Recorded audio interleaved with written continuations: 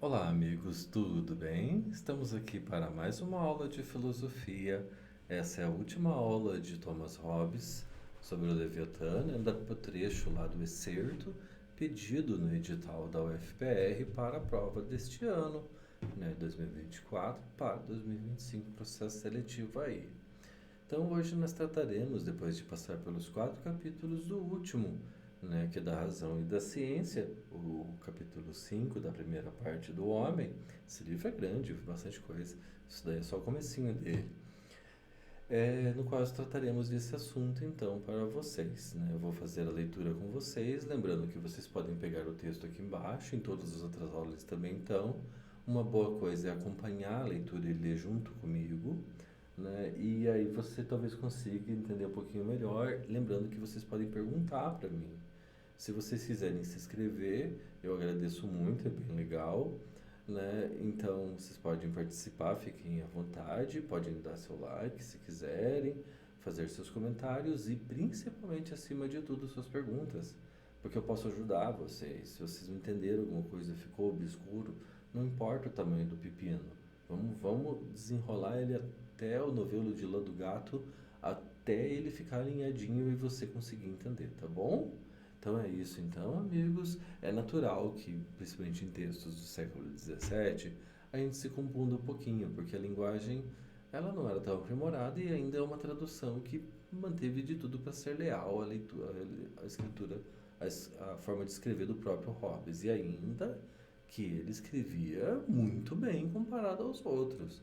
Então é muito comum que às vezes a gente não entenda alguma coisa, principalmente lendo, mas isso faz parte, é natural. Então, dentro disso, vamos lá, amigos. Começamos então agora a nossa aula sobre o Hobbes, a nossa última da primeira fase agora pelo momento. Depois eu faço umas revisões para vocês aí, para ajudar. Então aí está o Hobbes, ele é inglês e ele nasceu em 1588, mas ele faleceu em 1639, viveu 91 anos. O texto deles é publicado nesse livro aqui. Ele está aqui embaixo para vocês pegarem o certo, porque na publicação saiu como Abril Cultural e a Nova Cultural. Ele é um filósofo moderno do século XVII e é a era da ciência, que tudo veio para mudar, nada mudou mais o mundo do que a ciência. Este é o Leviatã do Hobbes, exatamente. Esse aqui é um monte de pessoas formando esse gigante, é o Estado, no qual ele é pau-mandado total da mente ali, que nem o corpo humano. Por isso que ele usou um corpo humano, para falar que o rei deve mandar em você. Você é só um súdito, você não manda nada.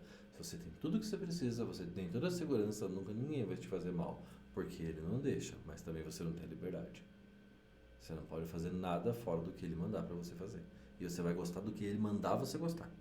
Essa é a vida que o Hobbes propõe, e isso é o absolutismo. Há quem goste disso, na minha opinião é um louco. Aí vi o movimento anti-hobbesiano já na época de Hobbes, porque achavam que era loucura uma coisa dessas. E eu também penso assim. A questão não é que eu pense assim ou não, se eu sou a favor ou não. Isso não interessa. Interessa que a pergunta da prova será sobre o texto.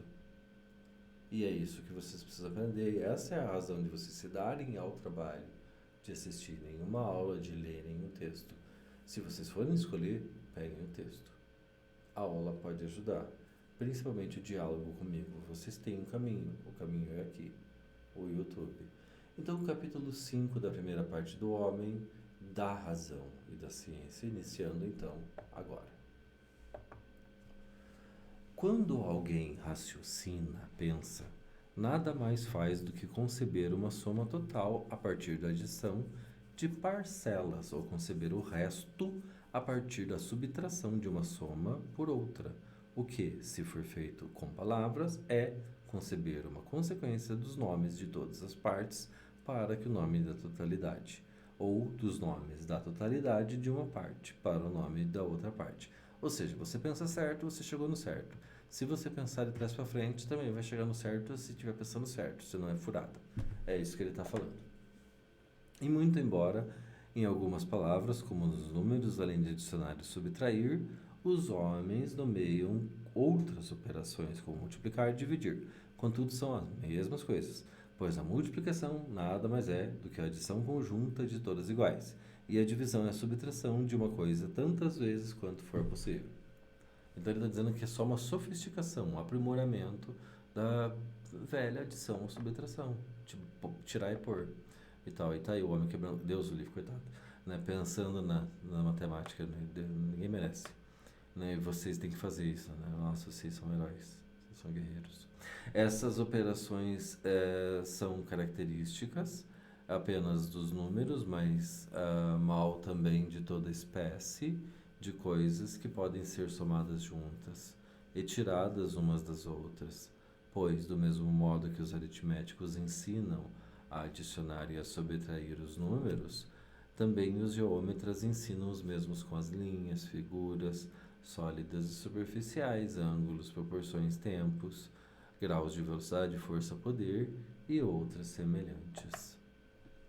Os lógicos ensinam o mesmo com consequência das palavras, somando junto dois nomes para fazer uma afirmação, duas afirmações para fazer um silogismo, que é aquele lá, Sócrates é todo homem mortal, Sócrates é homem, portanto Sócrates é mortal, é o que é óbvio. Subtraem, é uma dedução óbvia, subtraem uma proposição para encontrar a outra. Aí está a garotinha fazendo justamente isso, né? É um gênio, garotinha, deve ser, né? Ou está sofrendo tortura.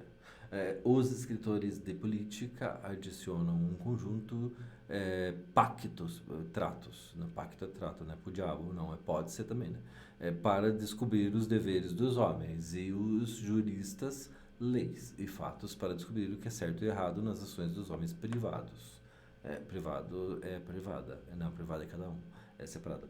Em suma, então, quer dizer, né, então, portanto, seja que matéria for que houver lugar para adição ou subtração, há também lugar para a razão, e onde é que elas tiverem o seu lugar, também a razão nada tem para fazer, né? Então, se tiver razão, pode fazer raciocínio. Se não tiver raciocínio, não tem o que fazer. Esse aí não tem jeito. A partir do que podemos definir, isto é, determinar, que coisa é significada pela palavra razão, quando a contamos entre as faculdades do espírito. E aí você pensa, por exemplo, na mentira contada. Isso aqui é uma grande mentira, isso nunca aconteceu. A independência do Brasil com o Asalão lá, o Corcel branco lá, com o Dom Pedro I, a independência morta. O homem tava com diarreia cagando no rio. Isso aí porra nenhuma, nem teve isso aqui, nada disso. O povo se espantando como se fosse uma batalha que foi evitada pela valentia do grande. Essa é uma história inventada, o Brasil foi uma história criada, né? Deus me livre isso daí. Pois a razão, nesse sentido, nada mais é do que o cálculo, o raciocínio, isto é, a adição e subtração de consequências e de nomes gerais estabelecidos para marcar e significar os nossos pensamentos. Digo marcar quando calculamos para nós os próprios, e significar quando demonstramos ou aprovamos nossos cálculos para outras pessoas, ou seja, falamos coisas que os outros entendem. E tal como a aritmética, os homens sem prática e mesmo os professores podem às vezes errar e contar falso. Também em qualquer outro tema de raciocínio, os homens também mais capazes, mais atentos e mais práticos podem se enganar e inferir falsas conclusões porque são homens e são falhos. Aí na matemática, mas também quem não vai errar nisso, né? Eu, no caso, erraria por falta de vontade mesmo. Outro propósito. Cara, não sei contar nem dinheiro. Não porque a razão em si própria não seja sempre uma razão certa, tal como a aritmética é uma arte infalível e certa na tua cabeça, né, Hobbes? Mas tá, ele diz tem que aceitar, porque é o texto para prova. Não a razão de nenhum homem, nem a razão de que seja número for de homens, constitui a certeza. Tal como nenhum cômputo ou raciocínio é bem feito porque um grande número de homens aprovou unanimemente. Não é porque todo mundo concorda que é verdade, é isso que ele está dizendo. E, portanto, tal como quando uma controvérsia a propósito de um cálculo as partes têm de, por acordo mútuo, recorrer à razão certa, a razão de um julgador, de um árbitro ou juiz, é cuja sentença que submeteram, e menos que a controvérsia se desfaça e permaneça indecisa por falta de uma razão certa constituída pela natureza. O mesmo acontece em todos os debates, sejam de que natureza forem, não interessa de que natureza forem, se falou alguma coisa, né? Portanto, se for colocado como controvérsia por alguém capaz de julgar, está errado. É lixo, não presta. Né? Justamente é isso, né? Calcular, Deus me livre, não posso nem olhar um negócio desse. Cara, eu tô quase passando mal. E quando os homens que se julgam mais sábios do que os sempre que os outros e exigem uma razão certa para cada juiz, né, para o juiz, nada mais procuram senão as coisas sejam determinadas. Não pela razão dos outros homens, mas pela sua própria, porque ele está falando que ele está certo porque eu tô certo e você tem que falar que eu tô certo porque eu tô certo, por favor. Fale enquanto já era. Você já está apelando para algo que não é racional, ou obrigando pela força. E tal intolerável na sociedade dos homens, como no jogo, uma vez escolhido o trunfo, usar como trunfo em todas as ocasiões aquela série de que você tem mais cartas na sua mão. Então você vai usar mais truques para você ganhar a discussão. Né? No caso de você dizer que você está com a razão. Pois nada mais fazem do que tomar cada uma de suas paixões, porque você está com vontade, à medida que vão surgindo neles, nesses homens, nessas pessoas, certa razão. E isso em suas próprias controvérsias, revelando sua falta de justa razão com a exigência de que, não que fazem dela. Dizendo que você vive fazendo um monte de coisas erradas, também pode fazer certas. Né? E você exigir dessa razão correta quando bem usada. Por mais trabalhosa que seja, você deveria fazer. Né? Aí, meu Deus do céu, de matemática. Quase morri aqui. O uso e a finalidade da razão não é descobrir a soma, a verdade de uma ou de várias consequências, afastada das primeiras definições e das estabelecidas significações de nomes, mas começar por esta, seguir uma consequência para outra de significados de coisas que façam sentido lá do começo, como aprender a escrever, primeiro pelo alfabeto, depois pelas vogais, depois pelas sílabas, depois pelas palavras, depois pelas junções de palavras simples a ponto de chegar e conseguir ler uma frase completa. Pois não pode haver certeza na última conclusão sem a certeza de que todas aquelas afirmações e negações nas quais se baseou e das quais foi inferida. Não pode haver certeza se está errado alguma coisa. Tem que estar tudo certo para a conclusão estar certa, senão vai dar tipo isso aqui, ó. Quando um chefe, como quando um chefe de família, é lógico que é patriarcado, então é pai, ao fazer uma conta, adiciona as somas de todas as notas de despesa numa só soma, e não considerando de modo cada nota, foi feito por aqueles que lhe apresentaram uma conta, nem aquilo que está pagando. Procede como se aceitasse a conta total, confiando na habilidade e na honestidade dos contadores. Do mesmo modo, no raciocínio de todas as outras coisas, aquele que tira conclusões confiando em autores e não as examina desde os primeiros itens de cálculo, os quais são as significações dos nomes estabelecidos por definições, perde o seu esforço e nada fica sabendo, apenas julga que sabe. Quando você só confia no que você lê e você não pensa sobre aquilo. Ele está falando que você tem que pensar igual confiar no contador, você não pode confiar. Lembrando que ele pensa que todo homem é mau. Né? Então aqui o cálculo familiar, a ideia era essa, né, que está falando, tudo é uma tentativa de lembrar. Quando alguém calcula sem uso de palavra, o que pode ser feito em casos especiais, como quando ao ver qualquer coisa conjecturamos o que provavelmente a precedeu, ou a que provavelmente ele seguirá. Se aquilo que julgou provável que se seguisse não se seguir, ou se aquilo que julgou provável se tivesse precedido, não tiver precedido, isso se chama erro, ao qual estão sujeitos mesmo os homens mais prudentes. Todo mundo pode errar, é normal, é natural. Mas quando raciocinamos com palavras de significado geral e chegamos a uma inferência geral, é que é falsa, muito embora seja comumente denominada erro, e na verdade é um absurdo, ou um discurso sem sentido. Que é justamente a ideia de errar e acertar. Então, depende de como nós fazemos as nossas conclusões a partir de nossos raciocínios certos ou errados. Ó, coitado do homem, quebrando a cabeça. Pois o erro é apenas uma ilusão, como toda ilusão, e ao presumir algo que aconteceu ou está para acontecer, acerca de que, muito embora não tivesse acontecido, não existe, contudo, nenhuma possibilidade aparente. Ele está dizendo o seguinte, que antes o que você adquiria pelos sentidos do corpo, você imaginava, e podia ficar aqui.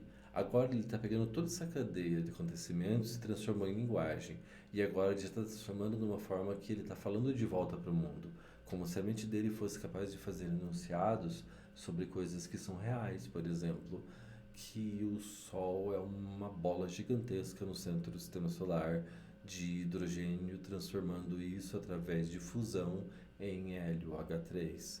Se isso for verdadeiro, exatamente isso que ele está falando, né? Que a gente pode chegar no conhecimento, mas para isso tem que partir de dados corretos e analisados por você.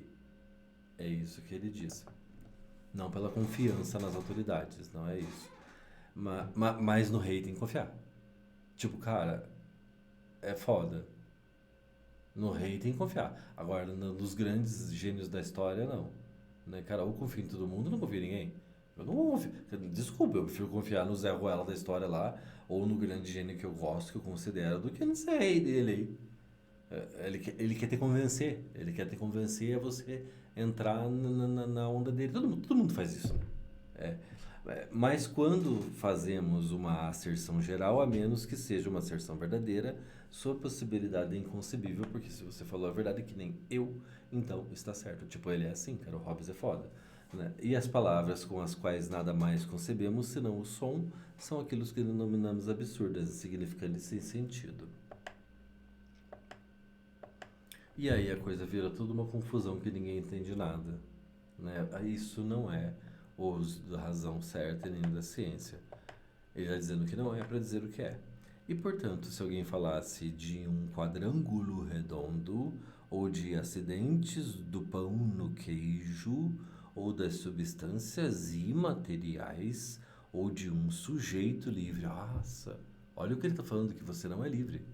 Livre-arbítrio ou qualquer outra coisa, mas livre de ser impedido por oposição, não diria que estava em erro, mas em suas palavras eram destituídas de sentido. Ou seja, absurda. Cara, ele está dizendo que é impossível ser livre. O Hobbes está dizendo isso, cara. Ele chega ao ponto de usar isso para sustentar o absolutismo dele, cara. Ele fez todo esse trabalho chato do capítulo da linguagem para conseguir chegar a te engrupir, para fazer cair na... Ele tá fazendo exatamente o que ele falando para você não fazer com os outros, mas com ele é para fazer. E com o rei dele você pode acreditar. Vai tomar no cu esse Hobbes aí. Disse anteriormente, no segundo capítulo, que é o da imaginação, que o homem, na verdade, supera todos os outros animais nessa faculdade de imaginar, né? De relacionar sentidos na mente, mesmo quando eles parecem soltos. Ele concebe, seja o que for, é capaz de inquirir, de chegar a consequências, né? Disso e que efeitos podem obter com isso. De todas as relações que você pode fazer nos caminhos mentais, você pode chegar em vários lugares, mas o lugar vai ser certinho se você pensar direitinho. É isso que ele está falando. E agora acrescento em um certo grau da mesma faculdade, habilidade, capacidade que eu tenho, que ele sabe como com as palavras reduzir as consequências que descobrem as regras gerais, chamadas teoremas ou aforismos, que são regras que norteiam todas as coisas, a vida dos animais, que precisam todos de água. Todos os seres que eu conheço, né, precisam de gravidade, né, tal. Não ficam voando soltos por aí, mesmo que voam, estão desafiando a gravidade e voltam a sentar no chão. Isto é saber raciocinar ou calcular, né, pensar. Não apenas com números, mas com as outras coisas que podem adicionar, subtrair umas às outras, e é assim que nós pensamos em tudo, tipo, tudo é que saco. Mas esse privilégio é acompanhado um do outro, que é o privilégio do absurdo, ao qual nenhum ser vivo está sujeito, exceto o homem. Né? Só o homem pode fazer cagada porque o resto não pensa. Igual o homem. E entre os animais, aqueles que professam a filosofia são de todos os que eles são mais sujeitos a fazer besteira. É o que ele está dizendo. Eu também acho que o Sócrates pode errar. Mas acho muito mais fácil que o Hobbes pode errar em relação ao Sócrates. O Hobbes é um pobre coitado perto do Sócrates. O Hobbes é um pobre coitado perto do Rousseau. Se eu parar pra pensar, a cabeça dele da onde que veio. Tá, mas tudo bem. A questão não é essa, eu já fiquei revoltado aqui. A questão não é essa. A questão é, precisa entender o que o Hobbes está dizendo. Ele está dizendo que nós aprendemos as coisas pelos sentidos. Nós imaginamos elas porque nós pegamos sentidos das coisas que nós adquirimos pelos sentidos do corpo e nós encaixamos elas de maneira corretas ou erradas. Depois, nós fazemos uma cadeia de raciocínio que pode ser uma furada. Ou pode estar tudo certinho, um erro vai dar uma cagada no final.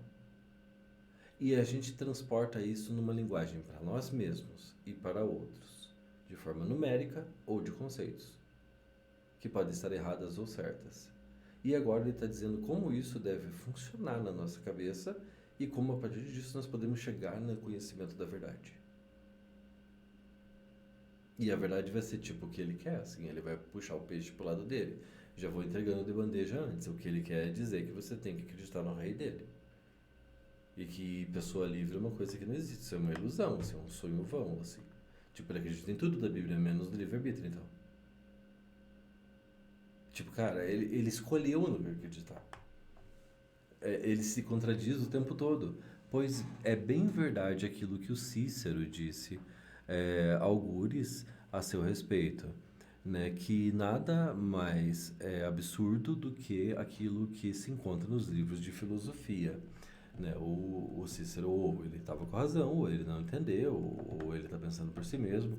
E a razão disso é manifesta, pois não há um só que comece seus raciocínios com definições e explicações dos nomes que irá usar, o que é um método que só tem sido usado em geometria, cujas conclusões foram assim tornadas indiscutíveis na geometria das coisas, não. Mas o Hobbes não está fazendo geometria e ele está fazendo a mesma coisa.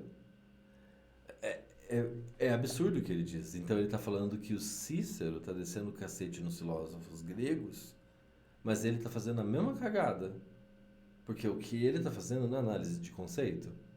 E não é de geometria. É absurdo. Atribua a primeira causa das conclusões absurdas à falta de método, pelo fato de que não começaram seu raciocínio com definições.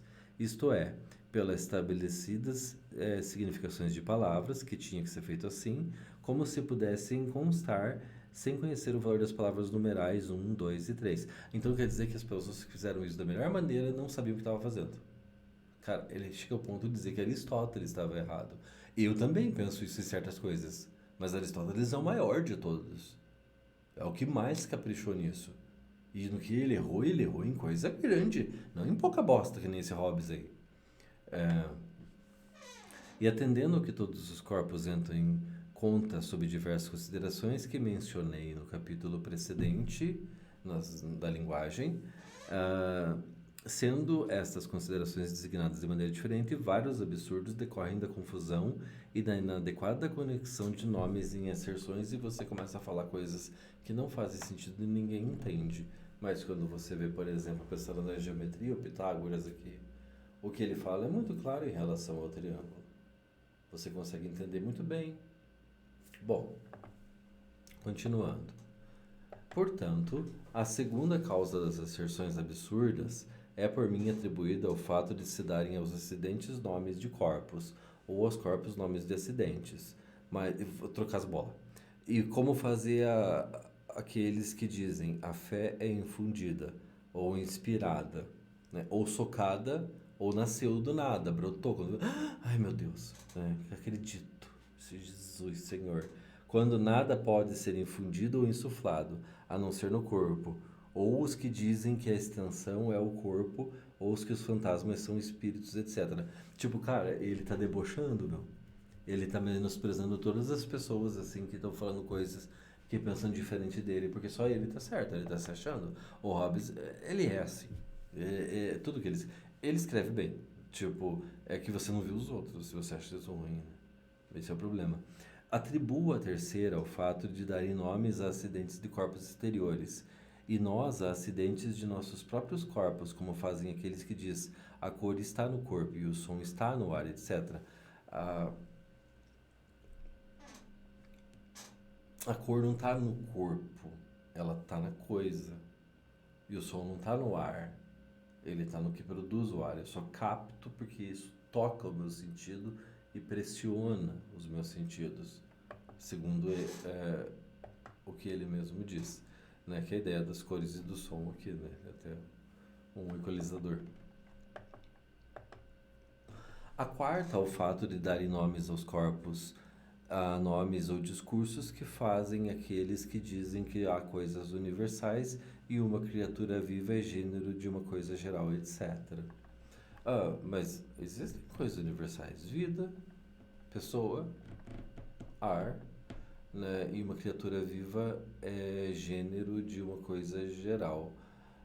Bom, não de uma específica, mas a ideia de vida, sim, e de criatura viva é qualquer criatura viva. E até uma planta é uma criatura. A quinta é o fato de darem nomes a acidentes a nomes e discursos, como fazem aqueles que dizem a natureza é uma coisa a ser e é a sua definição, a autoridade de um homem é a sua vontade, e outras coisas semelhantes. Então, tipo, cara, ele tá se achando assim que ele pode fazer isso e, e tá dizendo que os erros são cometidos pelas pessoas, porque elas precisam de uma coisa para chegarem até lá. E os animais, aí que coisa mais lindinha. Eles não fazem as coisas da mesma maneira que nós. Né? Que Deus os abençoe, né? Porque Deus o livre chama esses erros aí. O sexto, o uso de metáforas, tropos e de outras figuras de retórica em vez de palavras próprias, porque você usa isso só para convencer os outros, assim. Isso é feito pra caramba, pois, embora seja lícito dizer, por exemplo, na linguagem comum, o caminho vai ou conduz aqui e ali, o provérbio diz aquilo ou isto, quando os caminhos não vão nem os provérbios falam, contudo, no cálculo e na procura da verdade, tais discursos não podem ser admitidos. Ele está falando que a gente não pode acreditar nas frases, nas tradições, nos ditados, é isso, porque não foram pensados sobre isso. A sétima dos nomes que nada significam, mas que se tomam e aprendem por hábito nas escolas, como hipostático, transubstanciar, consubstanciar, eterno agora, e agora semelhantes, centilenas dos escolásticos. Ele está dizendo que essas palavras não significam nada e não podem ser usadas, mas eu uso, se eu quiser. Ele está dizendo o discurso, das palavras das pessoas falarem esse discurso e serem ouvidas ou não ouvidas e tal. É isso que ele está dizendo. Para aquele que sabe evitar as coisas, essas aí, não é fácil cair em qualquer absurdo, a menos que seja pela extensão do cálculo, porque é muito grande, né, e infelizmente você acaba errando. No qual pode talvez esquecer o que ficou para trás porque é grande demais. Agora ele está sendo bonzinho. Antes ele desceu o cacete de forma totalmente lógica. Pois todos os homens, por natureza, raciocinam de forma semelhante o bem, quando têm bons princípios. Então, homens, bons princípios. Quem, Hobbes? Você? Quem é tão estúpido? Cara, ele parte para grosseria. A ponto de não só cometer erros em geometria, como também persistir nos erros. Quando outra pessoa fala, oh, tá errado ali, e você continua errando. E isso aqui? São linhas retas, são linhas tortas, e a ilusão, como é que fica? São linhas retas aquilo ali. Por aqui se vê que a razão não nasce conosco como a sensação e a memória, nem é adquirida apenas pela experiência, como a prudência, mas obtida com esforço. A gente se ferra para ser inteligente. Primeiro, através de uma adequada imposição de nomes, e em segundo, adequada. Qual que é adequada? Aqui eu estou falando. Através de um método bom e ordenado de passar dos elementos, que são os dos nomes e asserções feitas por conexão de um deles com o outro, e daí para os silogismos e aquelas deduções lógicas, tipo do Aristóteles lá, lembrando lá, tipo, todo homem é mortal, Sócrates é homem, então, portanto, Sócrates é mortal.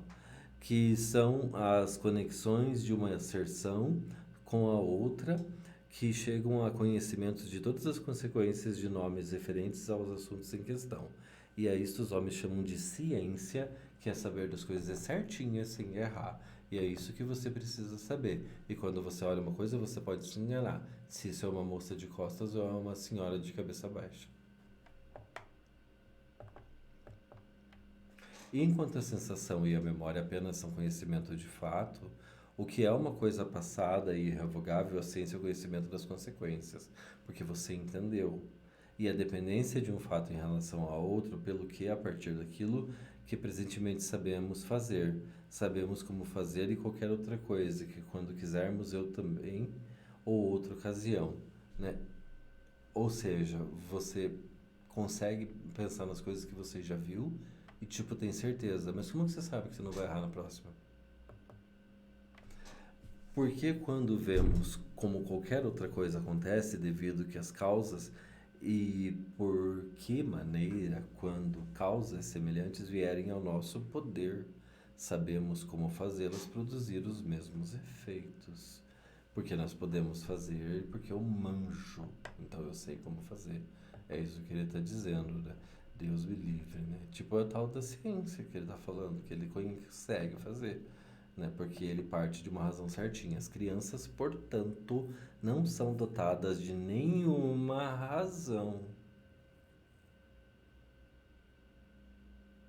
Agora eu acho que foi foda.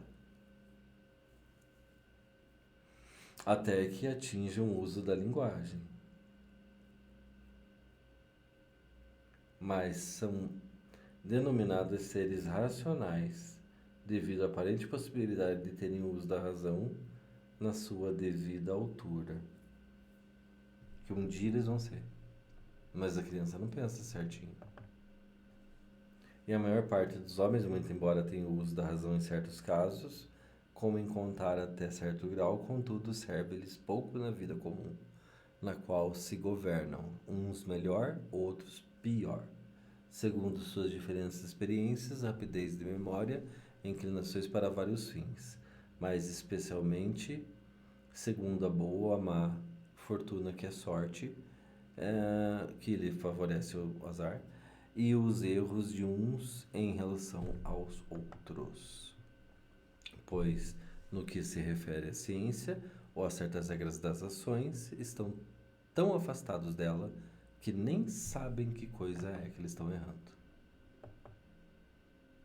É o que os Hobbes falam, do conhecimento aí.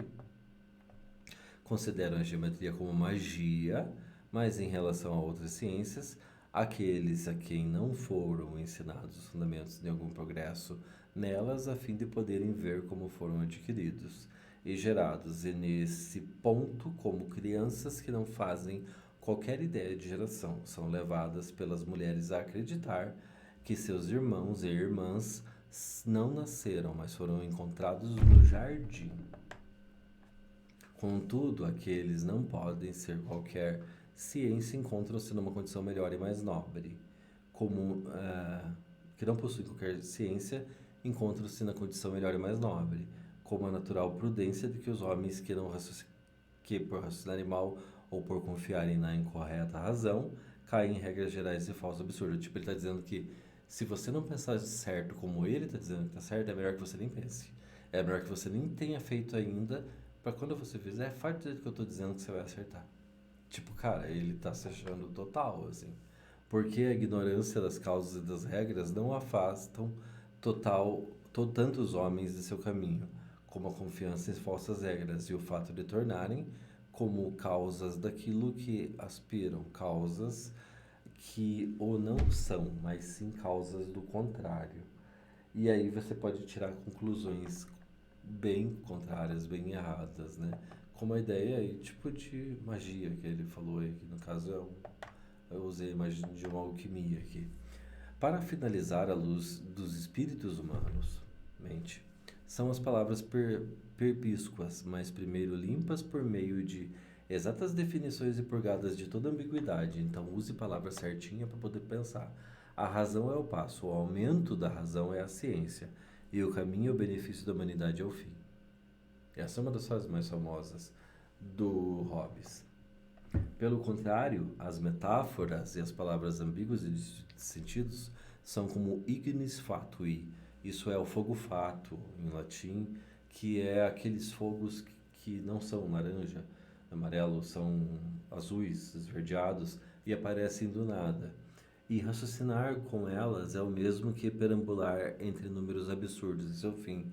É a disputa, é a sedição e a desobediência. Mas acontece que o fogo fato existe. Olha o fogo fato aí. Ele existe. Ele foi fotografado, essa foto é real. É um fenômeno que existe. Ele está dizendo que não, que é só uma lenda. Tipo, cara, isso é uma coisa da natureza.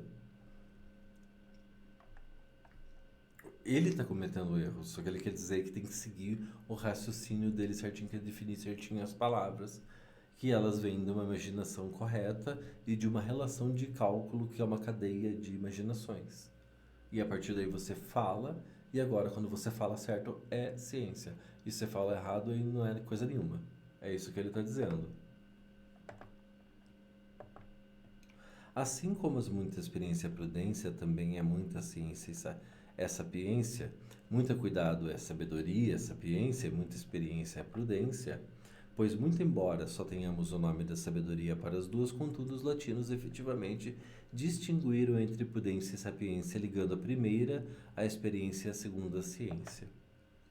Mas para que a diferença entre elas apareça de maneira mais clara, suponhamos um homem dotado de um excelente uso natural e dexteridade em mexer os braços, e um outro acrescentou a essa dexteridade uma ciência adquirida acerca do lugar aonde pode ferir ou ser ferido pelo seu adversário, em todas as possíveis posturas e guardas, como na esgrima, na luta de espadas, essas coisas aí que ele está dizendo.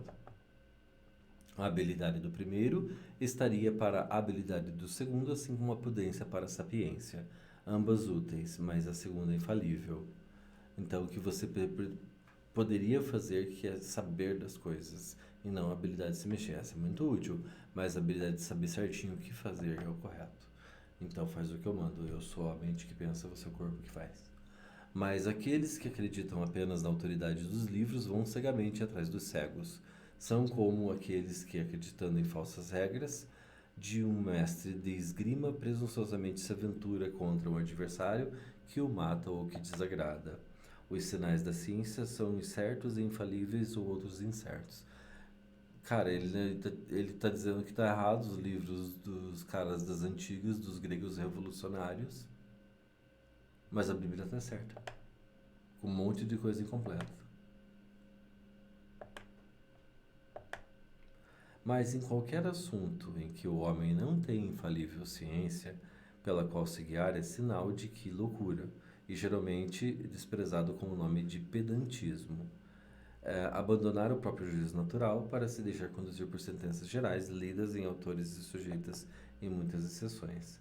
E mesmo aqueles homens que nos conselhos do Estado gostam de ostentar suas leituras de política e de história, raramente o fazem em seus negócios privados, quando se trata de interesses particulares, possuindo prudência suficiente para seus negócios privados, mas nos negócios públicos preocupam-se mais numa reputação do que de sua própria sabedoria do que com o sucesso dos negócios alheios. Ele pergunta só se dá bem. É isso que ele está falando. Ele está dizendo que o homem não é mau, que o homem só quer é egoísta. É isso que ele está dizendo. Totalmente. E esse é o raciocínio que o Hobbes faz aí. Cara, eu acho isso um absurdo. Eu imagino que vocês acabam tendo algumas dificuldades em alguns pontos. Porém, a leitura pode ajudar. No fim das contas, eu garanto uma coisa para você: essa pergunta não será difícil. Ela será fácil. Será uma coisa tipo óbvia, que você nunca vai saber se você não ler. Mas se você ler, você vai saber. Eu li o texto com vocês de forma a esclarecer a cada partezinha. Só que o próprio texto, ele tem as suas limitações. E ele acaba criando meio que um ranço na gente. É que você não viu o resto do livro. Ó, se você não quer entrar nesse mundo, nem queira ver. É foda. Né? Ou veja bem, pra você ver o que isso leva, né? É aquele negócio do gigante lá. É isso aí mesmo, né? É isso aqui, ó. Que vai dar.